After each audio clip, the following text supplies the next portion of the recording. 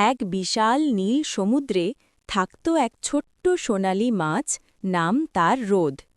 তার গায়ের উজ্জ্বল সোনালি রঙে সমুদ্রে তলদেশ আলোকোজ্জ্বল হয়ে থাকত।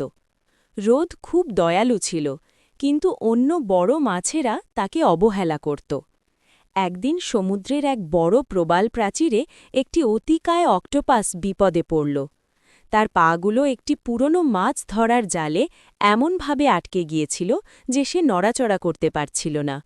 বড় মাছেরা ভয়ে কেউ এগিয়ে এলো না, কিন্তু ছোট্ট রোদ ভয় না পেয়ে তার সরু শরীর নিয়ে জালের ফাঁক দিয়ে ঢুকল এবং ধারালো দাঁত দিয়ে জালটি কেটে দিল। অক্টোপাসটি মুক্তি পেয়ে রোদকে ধন্যবাদ জানাল। সেদিন থেকে সমুদ্রের সবাই বুঝল, আকার নয়, সাহসিকতায় আসল পরিচয়। রোদ তখন থেকে সমুদ্রের সবার প্রিয় বন্ধু হয়ে উঠল।